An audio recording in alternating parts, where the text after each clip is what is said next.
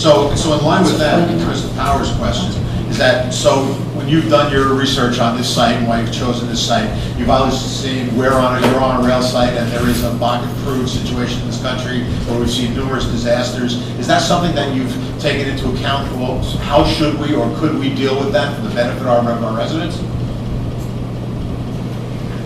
I guess I'm going to answer this way. I'm probably not as fatalistic as some of the comments I heard earlier tonight. It was not something that keeps me up at night because I'm near a rail line. I appreciate the comments, and to the extent that you may be concerned about it, or the governing body is concerned about it, or members of the public are concerned about it, we're happy to discuss it. And I'm sorry, someone indicated, I think it was you, if there's a way that we can promote and educate our residents about evacuation opportunities, be it vehicular or pedestrian, we're happy to do that. If there's other steps that we can take, we're happy to pursue that situation also. But to be honest with you, it's not if I had to rank it in concerns and things like that, my most important concern is getting through this process right now, getting a rezoning done and preparing a site plan application. And as part of that, I'll sit with our engineers, our architects, and our environmental people and focus on that issue. And if the town has people that are experts in it, that want to provide us an opportunity to interact and give us some feedback, we'd love to partake in that opportunity. Yeah, for me, from the planning side, is that I look at is that I don't want to have the town be in a position ever, or I'm sure you don't want to be in a position ever where, gee, if we had only looked at that a little closer, we might have been able to do something to make that problem not a problem or less of a problem than it potentially be. So I'm not saying that that there's a specific requirement that for you to do this, that you need to do this to meet our needs. But I would hope that would be something that you look at and say, gee, let's take a look at this so we don't have to ever look back and say, gee, if we had only thought about this at that time. I think that's great, but you realize right now there's hundreds of school children that go to the World of Wings on a regular basis on school buses. Are they doing anything with regard to the issue? No, but I wasn't able to do anything about that then, but I'm able to take a look at that now. Okay. So that's what I hope that you would consider. We will certainly do that. Okay, thank you.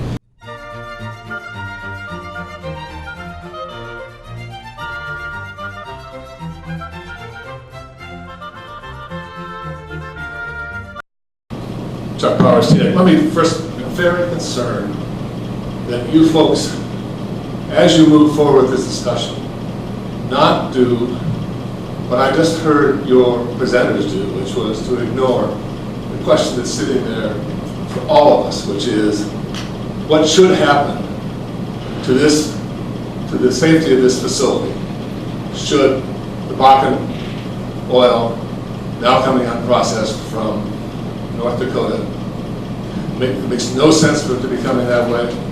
All those high volatiles should have been taken out. They are not. And for the foreseeable future, you are going to be sitting in a situation where the township is, as your OEM has said and made the local major headline in the local section of the record today. You're sitting there in a situation where the potential for disaster and trying to get people away, that's the only possible response. So making sure that you understand what it is that you have freedom to do that may actually exceed what the state regulations would require, and on which it may be that AvalonBay would go back and depend upon. You work out some way in which you can develop real confidence that you're going to know how to have the best chance of getting people living in as large a facility as this is going to be out of that area and somehow moving a half mile away from it in order to protect themselves. One thing you didn't hear at all about was any sort of sense that you might actually need some sort of public transportation. And they might actually be dealing with people who are not going to be able to sort of race to their cars. And almost everything you now know about this suggests you're not supposed to go for your cars nor your purses. You're supposed to get the heck out of that. Knowing what the capacity to preserve the structure of the building until people can get out of the 4-story building into an evacuation mode, and that you have the power to insist that that be understood is a really, really important question. And I'm urging you tonight, as this first presentation comes off and you sort of hear all the things that we all know we want for Teaneck. There's no question that getting the redevelopment mode going in Teaneck is a really important thing. And the possibility of actually being able to expand the housing in this community is extremely important. Who could be against that? Don't do what the Board of Adjustment did. When it approved a 9-story building within feet of the CSX that is right down the road from where the women coming from Mayanat at the moment would be told to evacuate right there beside the Bakken Oil. What are you going to do with the people on the top 4 floors of that building? You need to be sure that even the fact you're dealing with a 4-story structure is, and one in which these same buildings have suffered some pretty dramatic losses to fire and safety issues, that you have the power to insist on what it is that would constitute an appropriate redesign and specification. Thank you. Thank you. Art?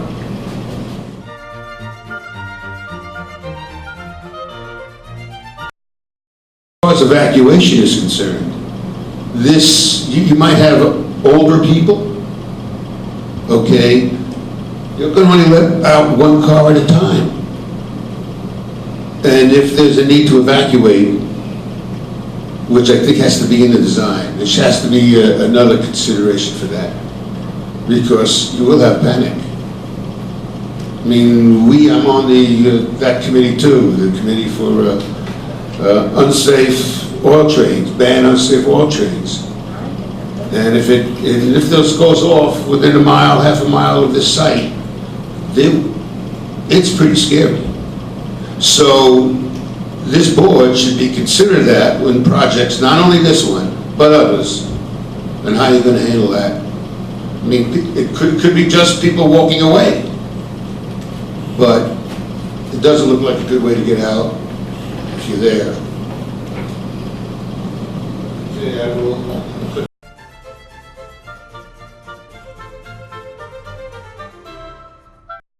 My first real question was one that's just been mentioned regarding, is there any special,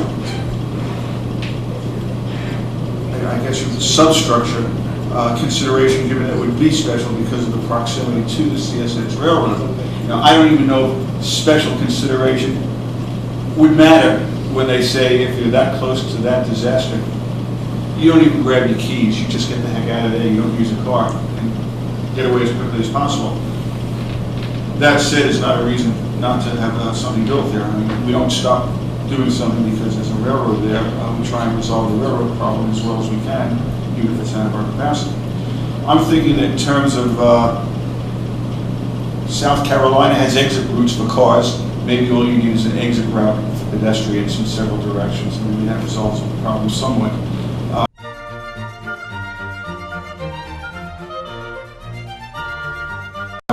It might be instructive, because I heard what you said to the council, if you provide a little bit of information, in fact, of fire preventative structuring in the implementation of the building materials that you're considering and thinking about in lieu of other projects that have had some difficulties.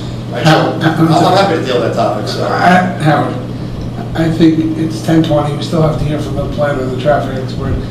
Just make the comments. It's obviously take into consideration, and they're going to obviously, based on the conversations and the existing thing, it's going to be involved in all those.